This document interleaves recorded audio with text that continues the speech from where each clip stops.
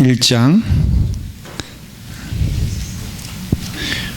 우리 4절 제 성경으로 310페이지인데요. 신약성경 310페이지인데 에베소서 1장 4절 우리 다 같이 함께 읽도록 하겠습니다. 제 성경으로 신약성경 310페이지에 있습니다. 우리 찾았으면 다 같이 함께 읽겠습니다. 곧 창세전에 그리스도 안에서 우리를 택하사 우리로 사랑 안에서 그 앞에 거룩하고 흠이 없게 하시려고. 그 다음에 5절은 제가 읽겠습니다. 그 기쁘신 뜻대로 우리를 예정하사 그 예수 그리스도로 말미암아 자기의 아들들이 되게 하셨으니 이는 그가 사랑하시는 자 안에서 우리에게 거저 주시는 바 그의 은혜의 영광을 찬송하게 하려는 것이라. 아멘. 지금 바람이 이렇게 많이 세게 부는지 몰랐어요. 교회가 안 날아간 것이 너무 감사해. 지금 저기 뒤에 있는 천막 하나 날아갔어요. 그래서 한번 가보시면은 바람이 이렇게 셀 수가 있나 할 정도로 아주 갈기갈기 다 찢어졌고, 앞에 있는 우리 이거 빛가리개 있잖아요. 다 부러졌어요. 그래서 우리 그거 위해서 기도해야 되고 헌금해야 돼요. 그러니까는 이런 가운데서 저는 오늘 여러분들 참 오시기 어렵겠다 그랬는데도 오신 거 보니까 못 오신 분은 할 수 없고 오신 분들 보니까 너무너무 감사해. 어떤 한 분들을 지칭한 건 아니지만 코로나에서도 오셨어요. 우리 박수 한번 쳐주세요. 딴 분들보다 우리 코로나에서 제대로 달려도 40분 걸리죠. 그렇죠?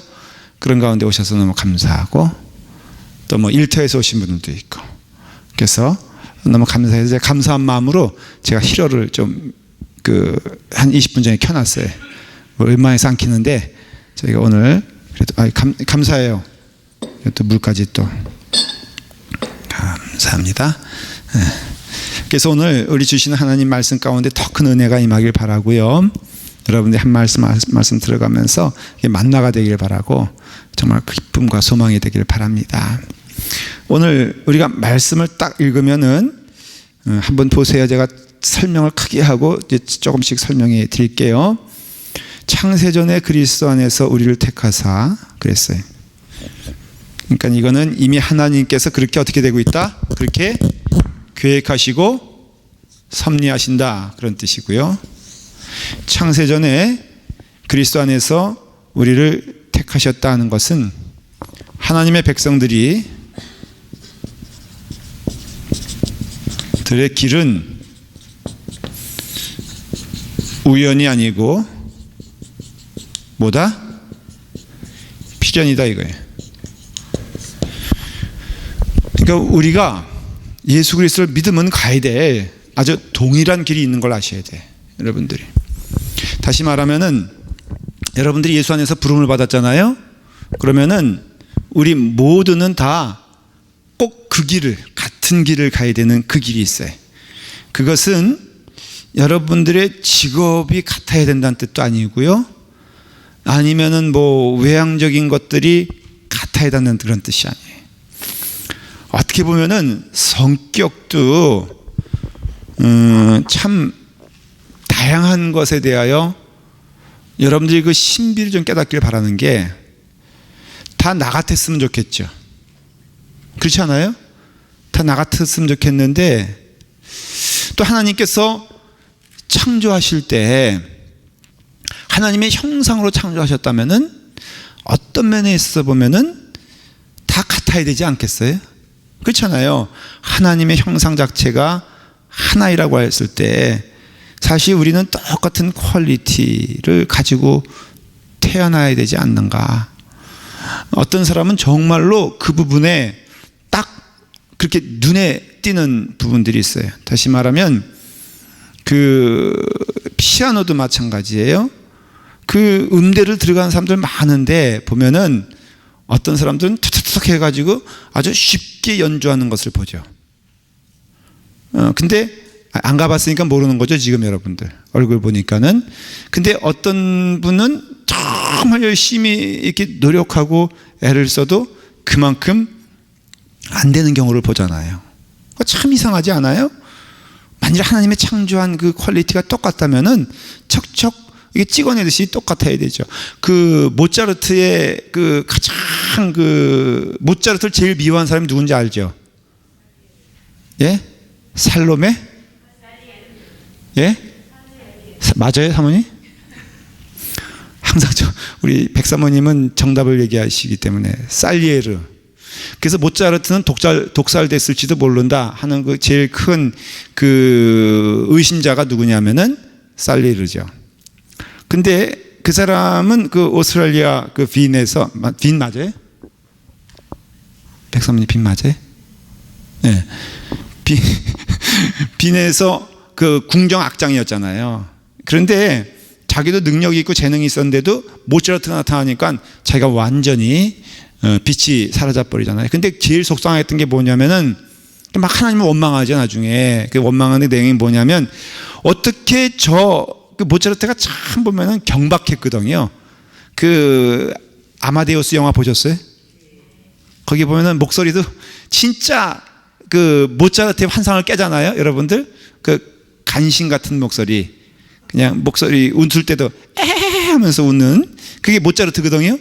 내가 봐도 얼마나 경박스러운지 몰라. 그런데 저런 경박스러운 자가 그런 음악을 하는 거에 대해서 용납하지 못하는 거예요.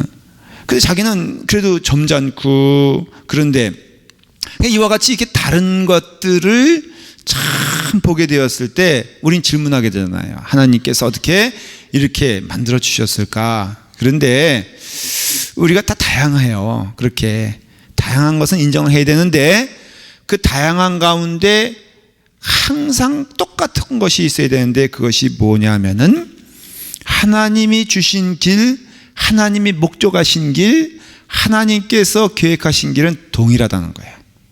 재능들은 틀려도 가는 길은 똑같다는 거죠. 그러니까는 그 하나님의 섭리는 하나님 백성들의 길은 우연이 아니고 필연인데 반드시 나가야 되는 하나님과 동행하는 방법, 하나님과 동행하는 길, 하나님이 가시는 길에 나도 가길 원하는 그 열망은 똑같아야 되는데 한마디로 말하면 성경에서 그걸 뭐라고 말하냐면 거룩이다 이렇게 말하는 거예요. 거룩이다. 지금 이 주제가 에베소에서는요 굉장히 중요한 주제가 되고 사실은 우리는 쉽게 말하면 성화의 삶이라고 하잖아요. 그렇죠? 우리 구원의 길은 이건 제가 몇 번 말씀을 드렸어요. 이전에 뭐가 있다 그랬죠? 은혜가 있다 그랬죠. 이건 기억나시죠? 이거는 여러분들 신앙적으로 좀 기억해 두셔야 돼요. 하나님의 은혜로 인해서 우리가 의롭다함을 인정함을 받고 그게 뭐예요? 이제 이번 주도 이제 성탄절인가 그 설교할 텐데 임마누엘이 무슨 뜻인지 아세요? 하나님이 나와 함께 하신다 그런 거예요. 그러니까 은혜죠. 여러분 내가 도저히 그 사람과 같이 갈 수 없는 사람인데 그 사람과 같이 간다고 하면 그건 뭐예요? 은혜죠. 그렇지 않겠어요?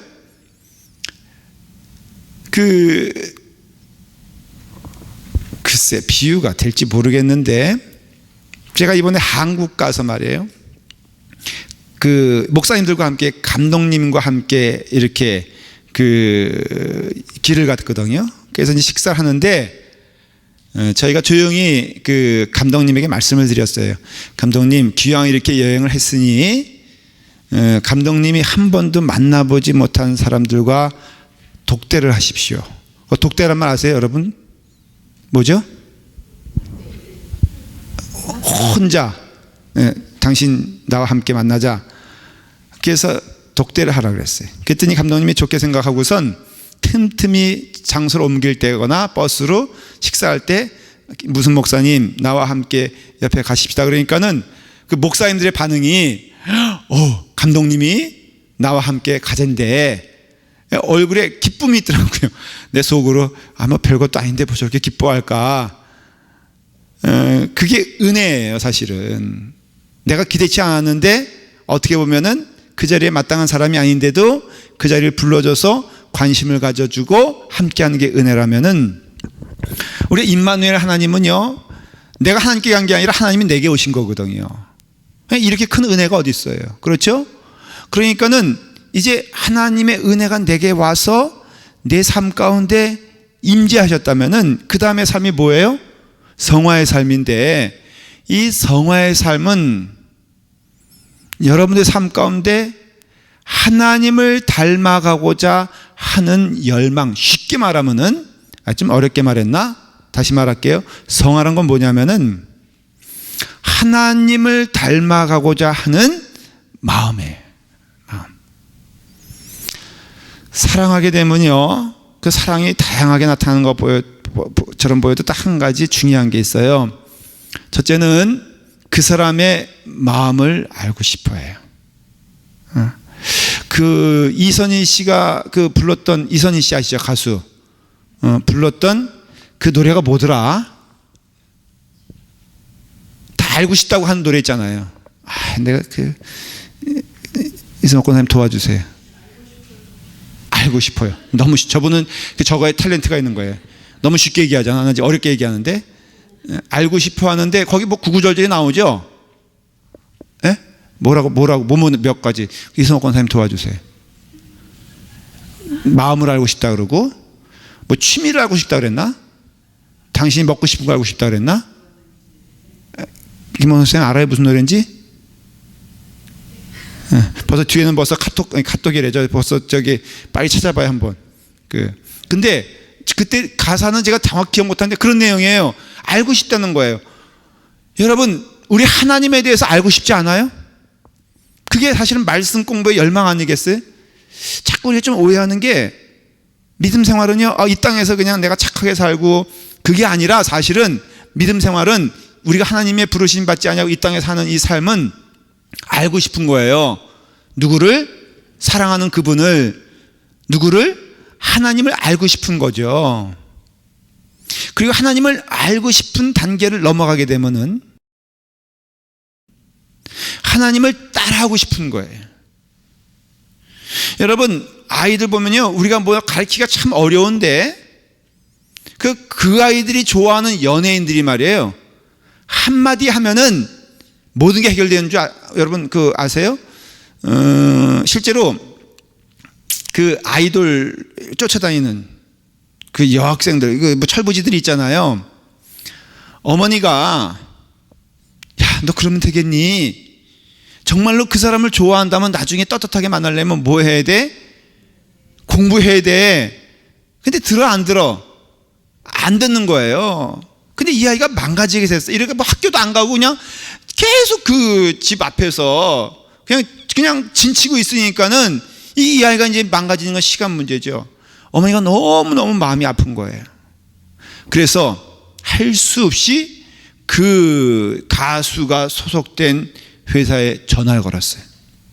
그래서 지금 내 딸이 이모저모해서 이거 완전히 폐인이 되겠노라.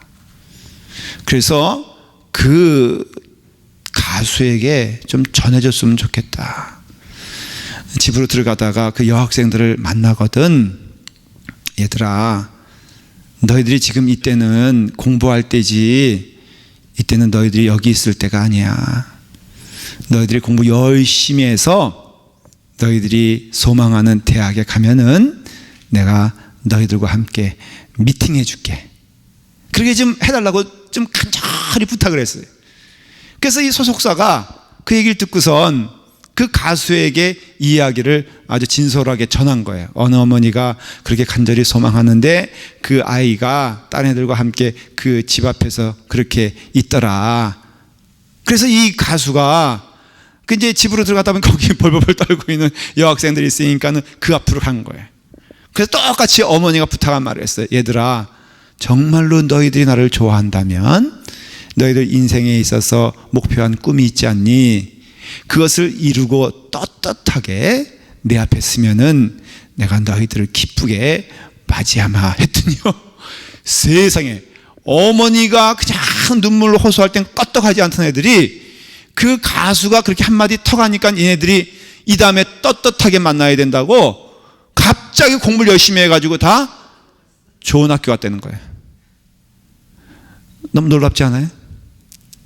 여러분, 믿음이란 게 우리의 믿음이 그거보다 부족하면 되겠어요. 그러니까는 정말 사랑한다면은 닮아간다 그러더라고요. 정말 사랑하면요, 그것을 흉내내고 싶어. 우리도 똑같잖아요. 그래서 누구를 사랑하면, 여러분 그 남녀간의 사랑 혹시 연애할 때 기억나세요? 기억나면은 이런 때, 전 남자니까, 예를 들어서 이제 그 저랑 사귀던 우리 집사람이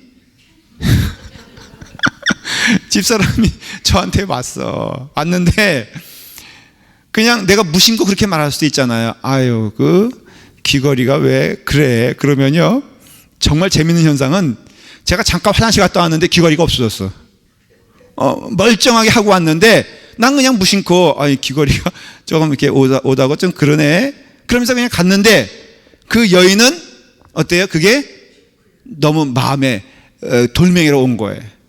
그래가지고 불쌍하게 이거 하고, 그 다음에 제가 이제 보라색 그 어떤 그 뭐 스카프를 하나 하고 왔다 그러면은, 아, 참 보라색이 참 잘 맞다 그러면 그 다음에 보면요, 그냥 옷 전체가 다 보라색이야. 예, 이건 약간 과장이 뭐 이상하게 생각하지 마세요. 머리띠로 해가지고 다. 그러니까는 오직 안테나가, 그게 사실은 사랑의 모습이, 정말 사랑하게 되면요, 상대방이 무엇을 원하느냐에 안테나가 다 가 있는 걸 봐요. 근데 사랑이 식으면 어떻게 되죠? 사랑이 식으면 나타나는 현상은 상대방을 내 걸로 끌고, 그래서 사랑이 식어질 때 가장 두드러진 현상이 못마땅함이에요. 옛날에 그 사랑이 있을 땐 좋던 것들이 사랑이 없어지면요, 못마땅해지게 되는 거예요. 그러니까 하나님과의 관계에 있어서도 우리가 하나님을 믿고 신뢰한다면요, 하나님께서 원하시는 길이 우리가 기뻐하는 길이잖아요. 근데 내가 욕심이 많아지고 또한 하나님을 내 욕심으로 대하기 시작하면 하나님이 하시는 일이 어때요? 못마땅해질 때가 참 많아요. 이거는 우리 믿음 생활에서도 똑같이 적용이 되고 저도 마찬가지예요. 하나님이 내게 가장 좋은 것을 주셨다고 믿을 때 우리는 믿음 충만이라 그래요. 그래서 모든 것이 주신 것을 감사하고 기뻐해요. 항상 진성 집사님은 나를 웃기게 만들어요. 자, 한번 뒤를 돌아보세요. 너무 불쌍해 보이지 않아요? 부인은 저렇게 편하게 앉아서 이렇게 예배드리고 있고, 무슨 말을 하리요? 또 아이가요, 저 헌금 봉투 들고 있는 거 봐. 아이가 뭐 돌제비라 그래가지고 뭐 잡으면 뭐 된다고, 저러다가 그 뭐가 될까? 선지자가 될까? 예? 여자 목사님, 부모님을 봐서는 게 힘들 것 같아. 근데 뭔 얘기 하려고 그랬는데 참 보기 좋아요.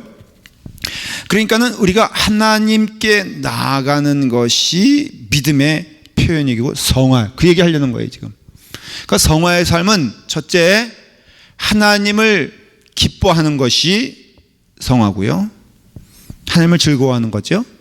그 다음에는 하나님을 닮아가려고 하는 것이 성화의 삶이에요. 그러니까 믿음 생활은 가만히 보면은 하나님을 즐거워하고 기뻐하며 하나님을 닮아가려고 하는 삶이 믿음의 삶이에요.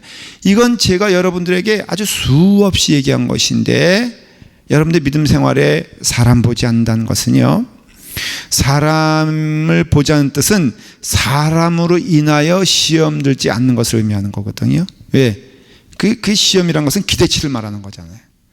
그러니까는 여러분들이 사람과의 사랑과 관계에 있어서는 시험 들지 말고 하나님과의 관계를 온전히 하고 하나님을 바라보라고 했을 때, 첫째는 하나님을 기뻐하고 하나님을 사랑하고, 두 번째는 하나님을 닮아가는 삶이 믿음의 삶이다라는 거예요.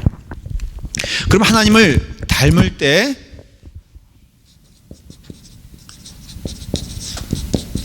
하나님의 무엇을 닮을까? 몇 가지? 두 가지. 자, 성경에서 닮아라 하는 얘기가 나와요. 따르라는 이야기가 나오고요. 너희는 이것을 행하라 하는 이야기가 나와요. 두 가지. 뭘까? 이거는 좀 여러분 대답해 주시면은 굉장히 우리는 교회 신앙적으로 이렇게 기초가 있는 교회라고 할 수 있어요. 첫째는 성품. 자, 이건 담당과 이 자체가 성품을 말하는 거예요, 지금. 사랑? 역시 남궁희 전집사님은요, 뒤에 있으면서 다 지금 공부하고 있어요. 두 가지 잘 말했어요. 첫째는 사랑이에요. 그렇게 말하잖아요. 하나님은 사랑이시니 너희도 서로 사랑할지어다. 그러니까 이 대명제 앞에 여러분들 그냥 한번 적용해 보세요. 자기를 이렇게 리뷰해 보세요. 누구를 사랑하는 마음이 있는가?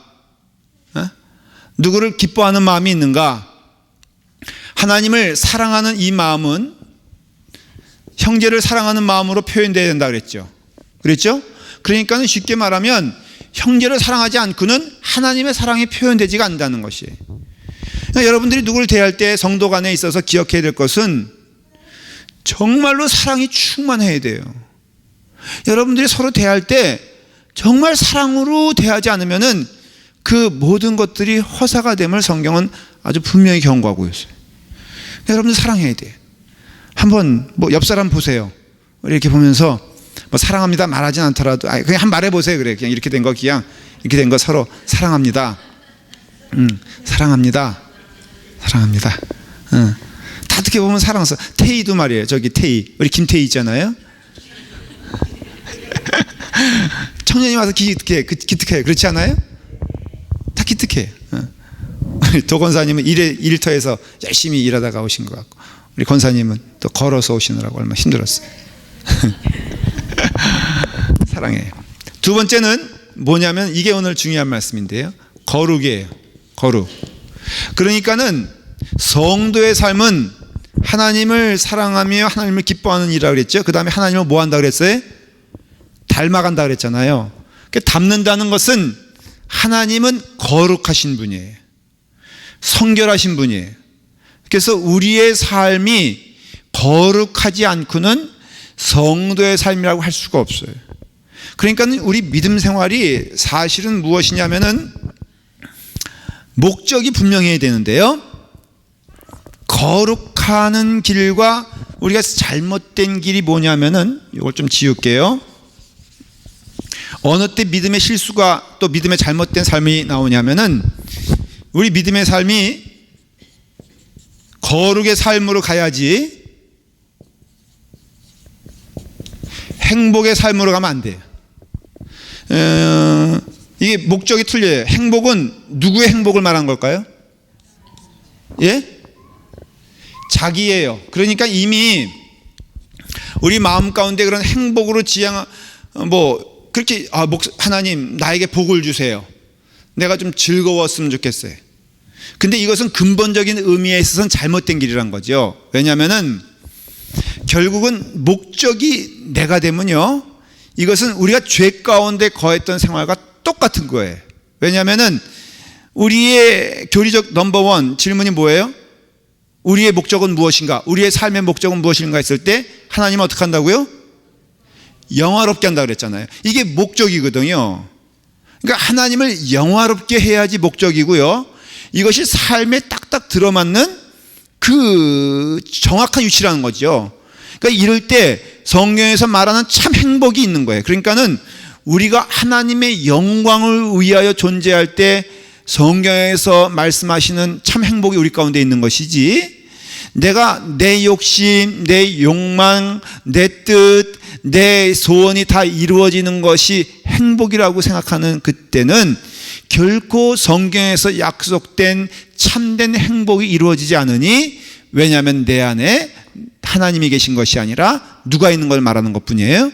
내가 있는 것을 말하는 것뿐이기 때문에 그래요. 그럼으로써 우리가 우리의 신앙생활이 하나님을 영광스럽게 만들고 하나님께 영광 돌리는 길은 하나님의 거룩하신 성품을 닮아가는 길이지 내 행복을 추구하기 위해서 내가 이 자리에 오는 것은 아니다라는 것을 아셔야 돼요. 아주 쉽게 말하면 예배 자체가 말이에요. 여러분, 예배의 가장 중요한 포인트가 뭡니까? 예배의 중요한 포인트가 하나님께 예배 드리는 거지. 예배의 중요한 포인트가 그것인데, 때로는 우리가 많은 경우 와서 좀 내 마음이 좀 좋았으면 좋겠다, 편했으면 좋겠다. 쉽게 말하면은 이런 표현이 내가 은혜를 오늘 많이 받았으면 좋겠다 가 맞는 표현이에요.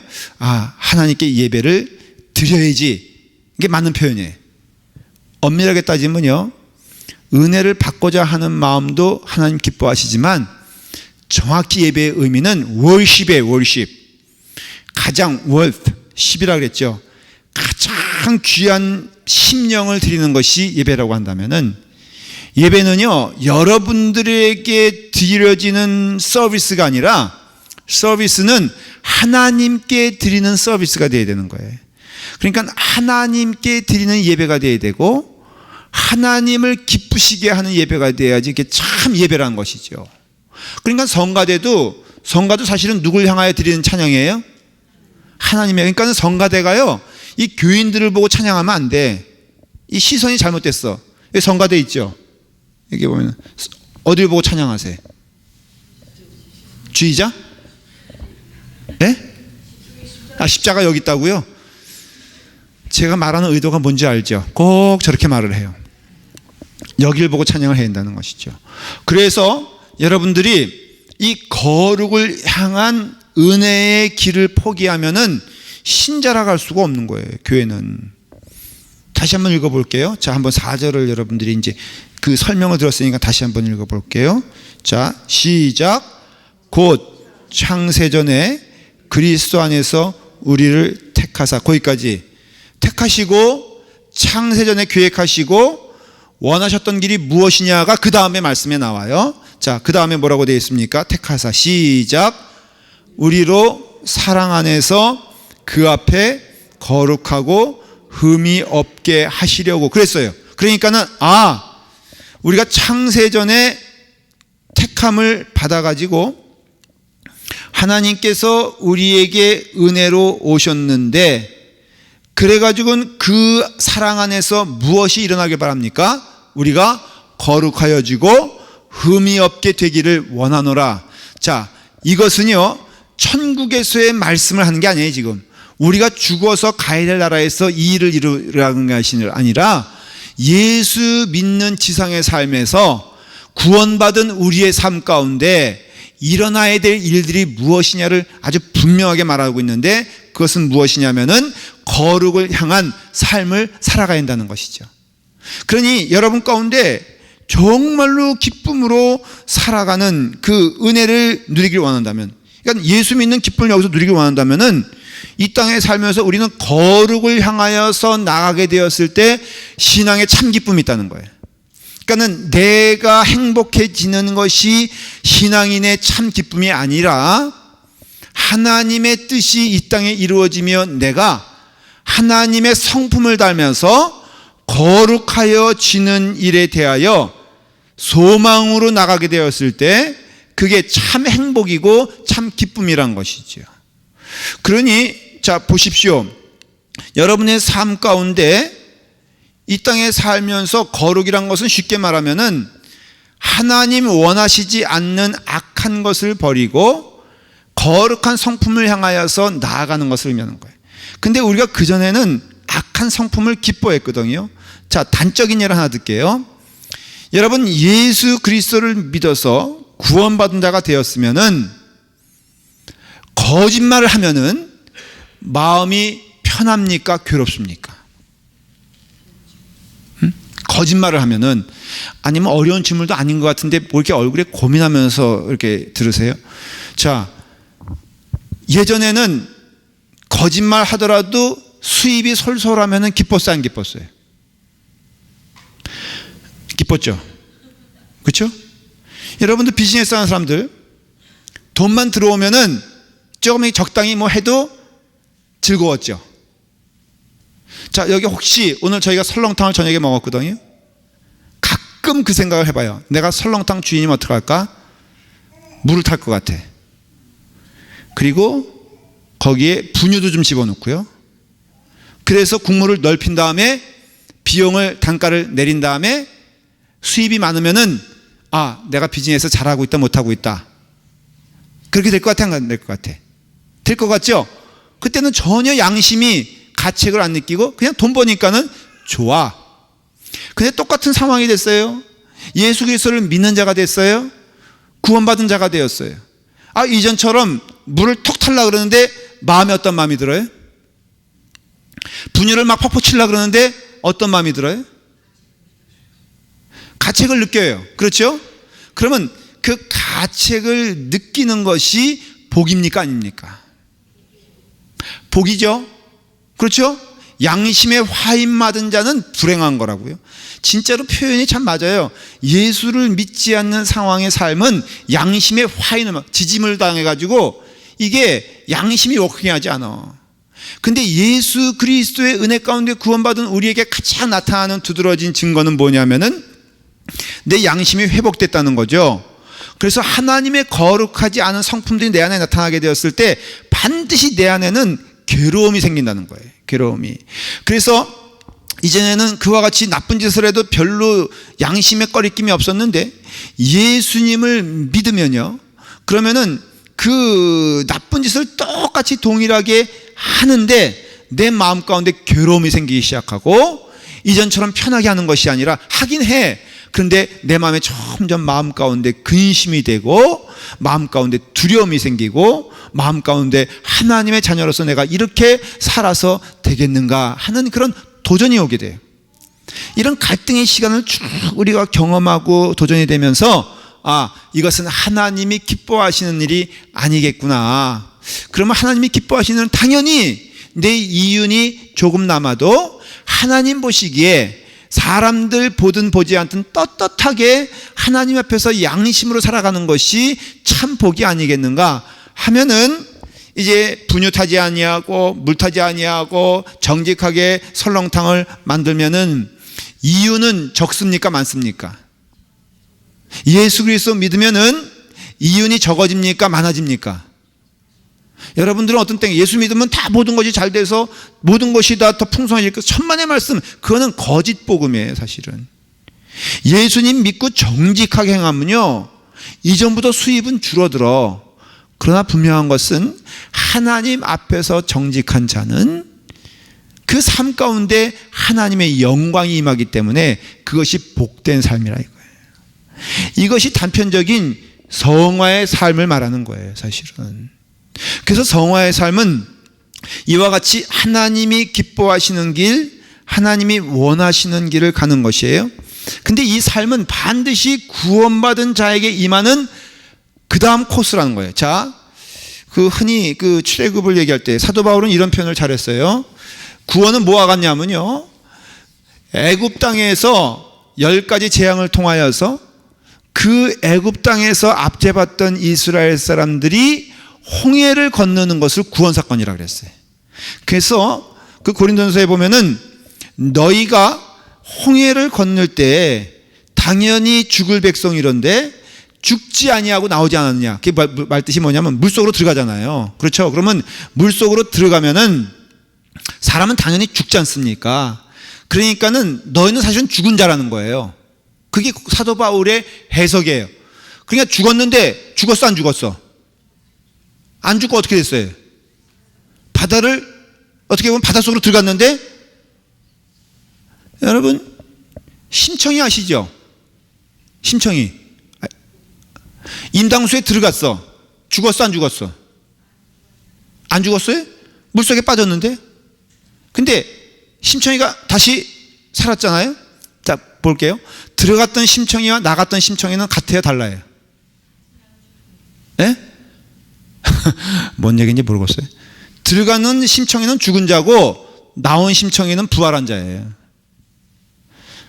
여러분 우리가 이 홍해바다로 들어갔잖아요. 그러니까 죽은 자인데 분명히 같은 몸이고 같은 이름인데 그 그 나온 인생은 전혀 다른 인생인데 그 인생이 뭐냐면 하나님의 은혜를 입은 자라 이거예요. 그러니까 홍해는 하나님의 은혜로 갈라진 것이기 때문에 내 능력으로 홍해에 들어가서 살아나온 것이 아니라 하나님의 은혜로 살아온 자잖아요. 이게 구원 사건이란 거죠. 그러니까 너희가 세례받는 그때가 바로 어느 때냐? 구원받은 때다. 너희가 세례받음으로 그 물속에 침례 아니에요, 사실은. 그러니까는 죽었잖아요. 심지어는 침례교회에서는요, 한 1분 정도 그냥 막 처박아 놓죠. 어떤 면에서는 저는 그래서 세례보다는 침례가 더 강렬하겠다. 그 침례교 가면 옆에 목욕탕 있잖아요. 그게 목사님들 목욕하는 게 아니라 그게 바로 가운 입고 침례교에서는 아예 그냥 물속에 집어넣는데 그 죄의 경질, 조금 나쁜 성격이 나쁜 사람들을 한 3분 이렇게 묻어놓고 뭐 그런다 그래. 목사님이 조금 미워하는 사람은 더 이렇게 눌러서 나오려고 그러면 그냥 죽어 있어 그러면서 거의 반을 그냥 죽여가지고 나오면은 그게 바로 뭐예요? 죽은 거거든요. 세례란 게 뭐냐면 나는 죽고 하나님의 영이 살아난다는 뜻이거든요. 그러니까는 구원 사건은 분명히 성화 전에 일어난 사건이에요. 근데 그 구원은 그것이 그래서 완벽한 거냐 아니냐? 완벽한 거예요. 구원은 완벽해. 그런데 성경에서 보면요, 출애굽에 보면은 본격적인 신앙생활이라고 할 수 있는 것은 어디서 이루어지기 시작하냐면은 광야 생활을 통해서 이루어지잖아요. 다시 말하면은 이게 하나님의 백성 되어서 이제 죽은 자 가운데 살림을 당하고 광야에 딱 왔는데 그 나타나는 성품은 똑같아. 불평하는 것 똑같아. 원망하는 것 똑같고요. 애굽에서의 삶과 별로 다를 바가 없어. 여러분 믿음 생활을 아십니까? 사실은 우리는 그 믿음의 어떤 시기가 틀리기 때문에 또한 믿음의 깊이가 틀리기 때문에 기억하셔야 될 것은요, 어떤 사람이 예를 들어서 신자 같지 않은 모습을 볼 때 우리는 도전을 해요. 저 사람 대체 구원받았느냐라고 하는데 성경적으로 보면은 그 누구도 판단할 수가 없어요. 왜냐하면 분명히 그 출애굽에서 광야로 들어간 사람들은 다 구원받은 자거든요. 근데 구원받은 자 가운데는 고라도 있단 말이죠. 그러니 구원받은 자가 취소될 수 있냐 이런 얘기 아니라 다 구원받았는데 구원의 길에 순종하지 않으면 죽겠다 그러면 죽는 거지. 사실은 하나님의 은혜 안에 있으면서도 내가 불나방처럼 불로 뛰어들겠다면은 그건 죽는 거예요. 그러니까 은혜 받았어도 사실은 세상으로 돌아간 자들 많이 있거든요. 사도 바울로 말하면 데마도 그랬고 말이에요. 그러니까 여러 사람들이 은혜를 받았음에도 세상으로 돌아갔다는 것이죠. 그러니까는 여러분들 교회 안에서 조심해야 될 것은 누가 은혜 받고 누가 구원받았고 누가 구원받지 못하느냐 판단하면 안 되는 거예요. 그러니까 물어봐서도 안 돼. 왜? 그 시점이 틀리고 우리는 동시에 출애굽한 게 아니잖아요. 각각의 그 삶을 통해서 어떤 사람은 뭐 10년 전에 구원받은 사람이 있고 20년 전에 구원받은 사람이 있고 아니면 1년 전에 구원받은 사람이 있고 그렇기 때문에 우리는 이 자리에서 나아가는데 왜 저 사람은 예수 믿지 않는 사람처럼 그렇게 행동을 할까? 사실 보면요, 성경적으로 봐도 마가 같은 사람도 사도 바울을 쫓아다니고 처음 했을 때는 혈기로 한 것이지 사실은 온전한 헌신을 한 게 아니기 때문에 도망가 버리잖아요. 근데 사도 바울은 그래서 이제 너 얘는 안 돼 그랬는데 그 바나바의 인도함을 통해서 마가가 결국에는 하나님의 귀한 종이 되지 않습니까? 그러니까 시점은 모르는 거라고요. 다만 중요한 것은 출애굽은 성화라는 거예요. 그러니까 성화라는 것은 여러 가지 난무하는 것 가운데 대표적인 게 뭐냐면 불순종이거든요. 불평이고. 그러니까 광야 생활에 있어서 이스라엘 사람들이 처음 시작할 때의 모습은 뭐냐면은 불순종과 불평이에요. 우리 똑같아요. 우리도 여러분 보면은 불평하는 경우가 있어요. 불순종하는 경우가 있어요. 여러분 그럼 그것이 믿음 생활입니까 아닙니까? 라고 물어보면은 그게 믿음 생활이에요. 그래서 교회 안에서 때로는 시끄러운 소리가 나는 것도 믿음으로 바라보면요, 아 그러니까 교회구나 라는 것을 인정하게 돼요. 여러분들 개인의 삶에 있어서도 내가 이래서 믿음 생활을 하는 것일까 라고 했을 때 그것도 믿음 생활이라고 성경은 말해주고 있는 거예요. 쓰러지기도 하고 때로는 낙심하기도 하면서 점점 하나님을 바라보는 것이죠. 마치 뭐와 같냐면 내가 아까 말했잖아요. 나쁜 짓을 아직도 해. 그 옛날에 하던 일들을 내가 버리지 아니하고 한다는 거죠. 근데 이전에는 전혀 없던 현상이 생겼는데 옛날에는 그 짓을 해도 그게 별로 양심의 가책을 못 느꼈는데 어느덧 내가 변한 것도 아닌데 내가 그 일을 할 때 참 양심의 가책을 느끼더라 이거예요. 뭐 남을 이웃집에 대해서 그냥 습관적으로 비방하던 사람이 예수 그리스도를 믿은 다음에 같이 비방을 하는데 마음 가운데 부담되는 때가 있잖아요. 아, 이거 누가 싫어한다. 분명히 그런 마음이 있을 거라고. 여러분 신앙의 양심으로 봤을 때 내가 이것을 하면은 누가 싫어하겠다라는 거 경험한 적 있으세요? 네? 그 일을 하는데 말이에요. 제가 그런 경험을 한 적이 있어요. 전 되도록이면 이렇게 있으면은 이렇게 그 돈을 이렇게 식사를 했다 그러면은 좀 제가 내야지 좀 마음이 편해요. 사실은. 그래서 웬만하면 제가 내. 근데 상대방이 조금이라도 그래도 감사해요, 잘 먹었어요 이러면 문제가 안 생기는데, 이게 한두 번 해주다 보면요 당연하게 샥 나가는 사람이 있어요. 그래서 한 번 그런 경험, 한 번은 밥을 먹었는데 나는 아직도 끝나지도 않았는데 지는 바쁘다 그러면서 가는 건 좋아. 가는데 카운터가 있는데 내가 여기서 주목해 보겠어 안 보겠어? 마음이 언짢기 시작하니까 주목해 보여. 이게 또 무슨 짓을 하나 하고 봤는데 전혀 거리낌이 없이 카운터를 그냥 지집 지나들듯이 지나가 버리더라 이거예요. 그럼 돈은 누가 내야 돼? 내가 내야 되잖아요. 일단 무례하죠. 그 다음에 상대방을 배려하지 않죠. 그 다음에 마치 금고에 내가 금고인 양 그래 가만히 그 뒤를, 그때면 과거가 생각이 나잖아요. 그러니까 그 인간은 항상 그랬던 거야 알고 보니까. 근데 그전에는 그게 시험이 안 됐는데 내가 어느덧 시험에 들기 시작하니까 그 영혼이 미워지기 시작했어요. 그래서 그 다음에 또 주목해 보니까 또 그래 안 그래? 또 그래. 한 두 번 경험하니까 그 다음에는 내가 이런 마음이 들기 시작했어요. 두고 보자. 언제 한번 기회가 될 때. 그래서 때가 왔어요. 한 5명이 먹는데, 근데 나만 그런 줄 알았더니 딴 사람들도 그 영혼이 이렇게 미운 거라.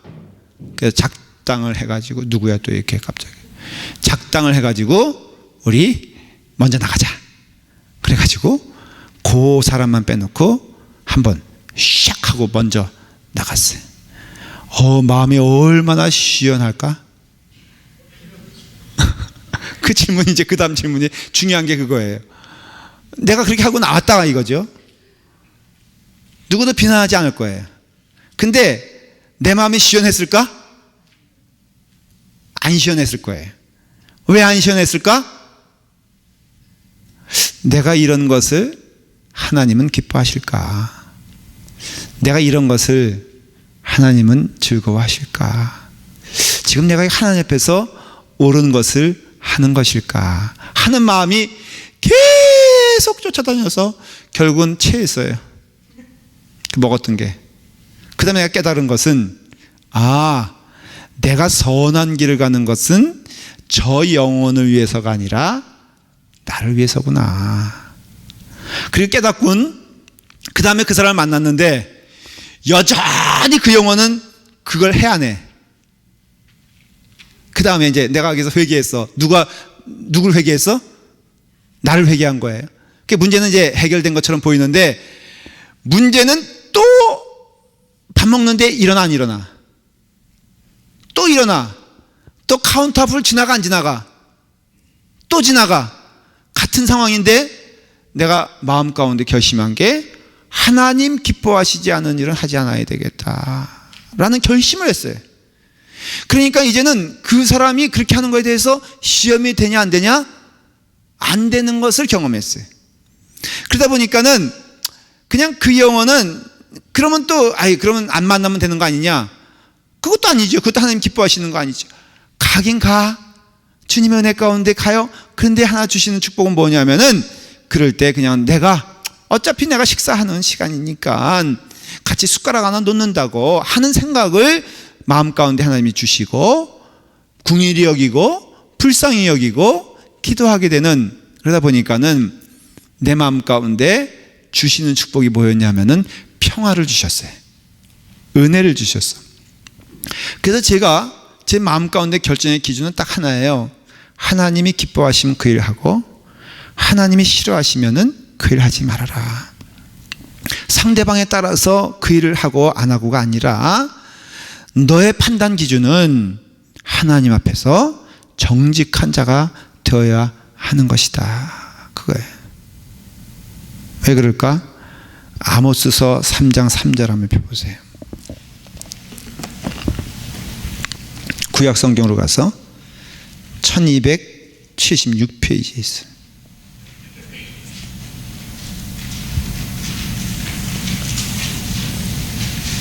아모스서 3장 3절이에요. 구약이에요. 1276페이지에 있어요.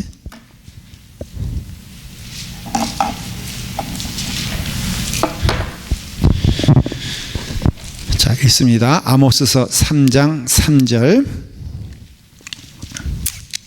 자, 다 같이 이제 찾으셨어요? 한 목소리 읽어야 돼, 이거는. 그래야지 마음이 되는 거예요. 1276페이지 구약. 조금 이렇게 찾으시면 돼요. 이 부분. 자, 준비됐습니까? 시작. 두 사람의 뜻이 같지 않은데 어찌 동행하겠으며. 이게 무슨 말이냐면은 이스라엘을 향한 하나님의 간절한 소망을 얘기하는 거예요. 그 두 사람은 뭘 말하냐면은 하나님과 이스라엘을 말하는 거예요. 야, 어떻게 너는 나의 백성이라고 하면서 나의 마음과 하나가 되지 아니하고 같이 갈 수 있다고 생각하느냐? 나의 마음과 같이 되어야 너희들이 하나 길을 가는 것 아니겠느냐? 중요한 거죠? 지금 여러분들의 마음은 어디 있습니까?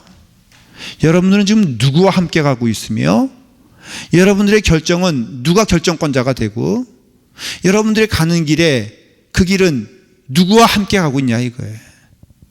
하나님께서 그러셨어요. 어떻게 두 사람이 가는데 마음이 맞지 않고는 어떻게 그 길을 갈 수 있겠느냐. 그러면 하나님이 내게 맞추시게 되겠어요? 하나님이 내 뜻에 순종하셔야 되겠어요? 하나님께서 나의 길을 가야 되겠어요? 내가 하나님의 길을 가는 거 아니겠어요? 옛날에 운동회 때 여러분 2인 삼각 그 달리기 해본 적 있죠? 그렇죠? 이제 두 사람인데 한 몸이 돼서 뛰는 거죠. 그럴 때 이 가운데 그 다리를 꽁꽁 묶는단 말이죠. 어떻게 뛰어야지 잘 뛰는지 아세요? 뛰어봤어요? 어떻게 해야 돼요? 똑같이 간다고요?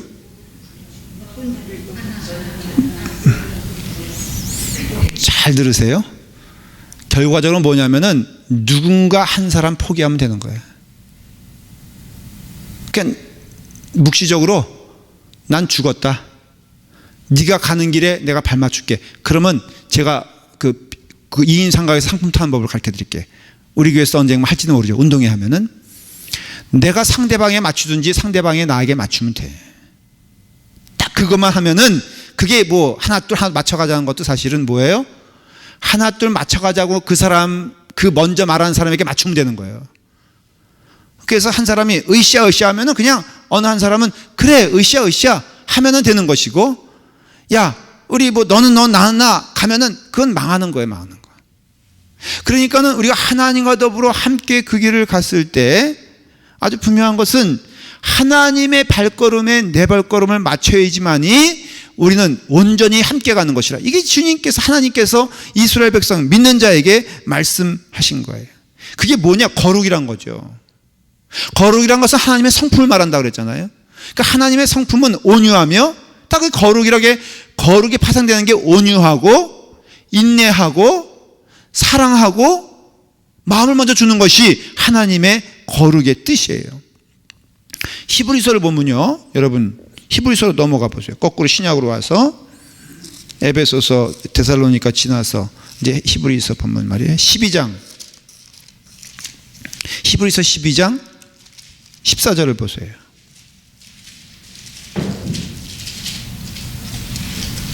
자, 히브리서 12장 14절이에요. 자, 다 같이 한번 읽어봐요. 시작. 모든 사람과 더불어 화평함과 거룩함을 따르라. 이것이 없이는 아무도 주를 보지 못하리라 그랬어요. 이거는 줄을 벅벅 꺼놓으세요. 걷어요? 그럼 저를 보세요. 하나님을 보는 가장 중요한 길은 뭐냐면은 찬송 몇 구절 감동스럽게 부른다고 되는 게 아니에요. 성경 몇 구절 외운다고 되는 것도 아니에요. 여러분, 하나님을 보는 길은 우리가 화평하고 거룩하여 하나님 말씀 안에 순종하면서 그리고 하나님 뜻에 따라 살아갈 때에 하나님을 뵙는 거예요. 이걸 다른 번역으로 제가 다시 읽어볼게요. 모든 사람과 더불어 화평하게 지내고 거룩하게 살기를 힘쓰십시오. 거룩하지 않고서는 아무도 주님을 뵙지 못할 것입니다. 그랬어요. 그러니 이 약속된 말씀이 우리 가운데 임하게 되면 아주 분명한 것은 여러분들이 하나님을 뵙지 못하는 것은 역설적으로 말하면 거룩하지 않기 때문이에요. 한마디로.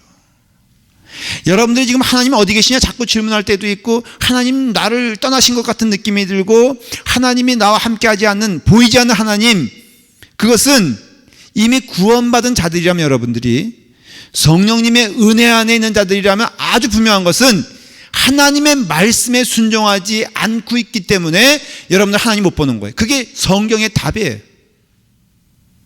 그러니까 내가 어떤 일에 속상하고 막 화가 났어, 막 하나님의 일 하는데도 어떤 때는 그럴 때 있어요. 사실은 내가 분명히 문의는 하나님의 일을 하고 있어, 하나님의 뜻을 따라가고 있어요. 그런데 그 나타나는 것이 하나님의 성품이 아닌 화평은 사랑이라고 해요. 사랑과 온유함과 그 다음에 거룩함을 향한 열정이 없이 내가 그 길을 가고 있으면요, 그러면은 거기에는 하나님을 볼 수 있는 은혜는 사라지게 된다는 거예요. 그러니까 여러분들이 지금 교회에서 이 신앙의 생활, 성화의 생활을 할 때 가장 분명한 답이 나오게 되잖아요. 뭐예요? 여러분들 어떻게 해야 돼요? 하나님을 보려면은 거룩하고 화평한 삶을 살아야 돼요. 그럼 여러분들 마음에 분이 가득 상태에서는 누굴 못 보냐면은 하나님을 못 보는 거예요. 하나님을 못 보는 거예요. 내 마음 가운데 원망의 마음이 가진 상태에서는 하나님을 못 보는 거라고요. 그냥 부단히 하나님 앞에 서 있을 때 하나님께서는 감당할 만한 시험 주시지 않은 때가 없다 그랬어요. 그러니까 하나님은 내게 주신 모든 일에서 우리가 감당할 수 있어 없어? 감당할 수 있어요. 그러니까 그런 가운데 주님을 바라보면서 주님과 함께 길을 가게 되었을 때 놀라우신 축복이 뭐냐면은 바로 우리가 은혜 가운데 주님을 본다는 거예요. 자, 조금 결론을 내릴게요. 구원은 언제 이루어졌어요? 예? 자꾸 오해를 해요, 사람들이. 구원은 언제 이루어졌어요? 예? 이때 은혜 받은 거예요. 이때 구원 받은 거예요. 그러니까 지금 우리가 하는 온유해지는 것, 하나님의 뜻을 따라가는 것, 또 하나님처럼 거룩해지는 것은 구원과 관계가 있어요, 없어요? 없는 거예요. 이거는 뭐냐면은 삶의 퀄리티, 이 땅에 살면서 행복하게 살아가는 길을 말하는 거예요. 믿는 자들은 다 그 길을 가는데, 물론 어느 시점에 여러분 완전하여 천국 가는 게 아니에요. 여러분들은 그냥 이렇게 살다가 부단히 어때요? 그냥 그 길을 가다가 주님의 은혜 가운데 부르심을 받는 거예요. 자, 반에서 60등을 해요. 근데 60등을 했는데 이 아이가 부모님이 너무 간절하게 원하는 가운데 자기가 깨달음이 있어가지고 열심을 내기로 결심을 했어. 그래서 고등학교 2학년 때 이제 반성하고 회개를 해가지고 이제 열심히 공부를 했어요. 정말 했는데 고3이 됐어. 마지막 때가 되니까 이 아이의 성적이 35등을 했어. 여러분, 최선을 다한 거야, 안 한 거야? 그런데 어느 아이가 반에서 20등을 하는데 이 아이도 똑같이 부모님이 간절히 원하는 것을 깨닫고 열심을 내기로 했어요. 그래서 고등학교 2 때부터 땀을 흘리며 수고해가지고 고3 마지막이 되니까 이 아이가 반에서 1등을 했어요. 자, 물어볼게요. 60등 된 애가, 내가 아까 몇 등이라고 그랬지? 아니 뭐 상관없어요. 그냥 중요한, 그러니까 뭐 30등이라 하십시다. 60등 한 애가 30등 했어. 고3 말에. 20등 한 애가 고3 말 되니까 1등을 했어. 자, 여러분들 기준은 누가 열심히 한 거야? 예? 그래도 뭐라도 폼나면 뭐가 폼나야 돼? 1등을 해야죠. 그렇죠. 당연히 1등한 것은 그러면 30등 했어. 이건 뭐예요? 근데 여러분 우리는 알잖아요. 60등에서 30등 되는 게 어려워요? 20등에서 1등 되는 게 어려워요? 60등에서 30등 되는 게 더 어렵다고. 근데 왜 그 예은이를 자꾸만 뭐라 그러냐 이거야. 여러분 똑같은 거 원리가 똑같아요. 여러분 어떤 분들 보면서 참 정말로 안 잘한다 뭐 아니면은 왜 저러냐, 이게 벌써 시험이잖아요. 왜냐하면은 사람 보지 말라 그랬는데 아니 그 사람이 얼만큼 발자국을 옮겼건 달려갔건 그게 무슨 상관이냐 이게 사실은 엄밀하게 말하면은. 물론 그게 바다가 되죠. 그러니까 그것도 도전이지. 그거는 그 사람에 대한 도전이 아니라 누구에 대한 도전이 되냐면은 사실은 나에 대한 도전이 되는 거예요. 정직하게 말해 보십시다. 내가 그 사람 때문에 시험 든다고 하는데 사실은 그 사람의 문제가 아니라 그거는 시험 드는 내가 문제라고 성경은 말하고 있어요. 그 사람은 최선을 다해서, 아니 그렇잖아요. 여러분 생각해 보세요. 초등학교도 못 나온 사람이 열심을 내서 아주 수고해서 10년 지나갔다 하십시다. 고등교육을 받고선 열심히 지식적인 그 능력이 있는 사람과 비교해서 같이 갈 수 있어 없어요? 그 예수 믿으면 다 됩니다 목사님. 그거는 틀린 얘기예요. 예수 믿어도요 여러분 열심히 해도 그거 못 쫓아가는 건 상식 아니에요 사실은. 그러니까는 그와 같이 최선을 다했기 때문에 천국 가는 데는 문제가 없어요. 완전하여 천국 간다 그러면은 또 그것이 구원의 기준이라면은 얘가 달라지지만 하나님은 지금 완전을 보자는 게 아니에요. 그 심령을 보자는 것이지. 그렇기 때문에 이 성화의 삶은 사실은 어떤 의미냐면 너 이거 하면은 천국 보내줄게 이게 아니에요. 예를 들어 헌금도 말이에요. 어떤 사람은 그래요. 내가 이만큼 헌금하면 하나님께서 나 이거 보시고 뭐 어떻게 해서 천국 가는 길에 뭐 내가 어떻게 되겠지. 그게 아니라 진짜 헌금은 드릴 때마다 감사한 거야. 감사한 거. 자, 어떤 사람이 11조 낸다고 하십시다. 한 달에 100불 내던 사람이 한 달에 10,000불을 내게 됐어. 아까워 안 아까워? 안 아까워요? 누가 아깝다 그랬어? 당황스럽네. 예? 액수가 크잖아요. 그래서 낼 거야 안 낼 거야? 낼 거야 안 낼 거야? 여러분 주신 게 10,000불이면은 100,000불이잖아요. 근데 이 모든 과정에 있어서 그냥 하나님이 주신 거니까 너무너무 감사한 거야. 이건 조건이 아니죠. 응? 모든 게 그래요. 직분도 그렇고요. 사실은 직분도 감사한 거지 이게 조건이 아니거든요. 내가 이만큼 해서 교회에서 이만큼 하면 내가 이 정도 대접을 받아야지. 너무 그게 많어. 이게 고민이 되는 거예요. 정말 교회 안에 병이 들게 되고. 그러나 이 성화의 삶은 그랬어요. 성화의 진짜 삶의 축복은 기쁨이에요. 평화예요. 행복이에요. 여러분들이 주의 말씀에 순종하게 되었을 때 누리는 그 충만한 그 열매는 뭐냐면은 내가 주님의 뜻에 순종했더니 주님이 주신 평화와 은혜가 내게 점점 넘치게 되는 것이. 반드시 여러분 한번 실험해 보세요. 제가 이거 여러분들에게 약속할 수 있잖아요. 그러니까는 거룩은 헌신도 아니에요. 어떤 의미에서 헌신이라는 것은 나를 드린다는 의미잖아요. 사실은 거룩은요 너무 태생적으로 자연스러운 거예요. 내가 사랑하는 사람이 있으면 그 사람 닮아가고 싶은 것처럼 내가 예수님 믿으면요 예수님 성품이 나의 성품이 되길 원하고 그 성품을 따라갈 때 내 삶 가운데 주시는 축복이 뭐냐면은 기쁨과 평화예요. 저는 여러분들에게 맡겨진 일이 있다면은 그 일을 통해서 여러분들이 지치지 아니하고 평화가 있기를 간절히 바랍니다. 정말 원더풀 라이프. 속장님 있으면 속장님 연말 되면은 다 안 하겠다고 빼. 그럼 제가 슬슬 제가 얘기하는 게 있어요. 이게 축복이거든요. 기쁨이거든요. 이게 정말 하나님 주시는 은혜의 통로거든요. 누구를 위해서 기도할 수 있는 건 아무나 하는 일이 아닌데 하나님 주시는 은혜입니다 하는 것을 설득을 해요. 여러분 말씀의 결론을 내릴게요. 우리가 지금 거룩은요 이게 구원의 조건이 아니라 정말로 율법을 벗어난 우리들이 누리는 축복이요 은혜인 줄 믿고 부단히 거룩을 향하여 나아가는 여러분 되기를 바랍니다. 첫째는 양심의 소리가 들려올 때 그 소리를 아까 말씀드렸죠. 내가 누구를 미워했더니 즉각 오는 것이 내게 오는 것이 양심의 가치가 아니에요. 내가 그 사람이 객관적으로 잘못했다 할지라도 내가 그것을 정죄하고 또 페이백하고 또 내가 되갚아 주니까는 내 마음이 시원한 것이 아니라 하나님이 기뻐하실까라고 하는 질문과 함께 그거 안 했더니 마음의 평화가 오더라. 하나님이 원하시지 않은 일을 안 했더니 내 마음에 기쁨이 오더라 라는 것을 누리는 것처럼 여러분 가운데 그런 축복이 있어서 성탄절이에요. 한번 여러분 이 말씀대로 살아보시길 바랍니다. 이 성탄절에 주님 오시는 귀한 축복이 여러분 가운데 임하게 될 것을 믿습니다. 우리 기도하겠습니다. 아버지 하나님, 메리 크리스마스. 임마누엘의 하나님, 우리 주님께서 이 땅에 오셔서 하신 주님의 사랑의 일들을 이제 우리가 거룩이라는 이름으로 주님께 순종하며 나아갑니다. 아버지 하나님, 거룩한 백성 될 수 있도록 인도하여 주시옵소서. 하나님이 기뻐하시는 일을 보게 하여 주시옵소서. 하나님께서 걸어가시는 길을 우리가 걸어갈 수 있도록 인도하여 주시며 거룩을 향하신 하나님의 은혜와 사랑을 우리 또한 감당할 수 있도록 인도하여 주시옵소서.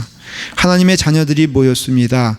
아버지 하나님께서 함께해 주셔서 말씀 배운 대로 주의 말씀 안에서 거룩을 향하여서 기쁘게 함께 격려하며 나아가는 주의 백성 될 수 있도록 인도하여 주시옵소서.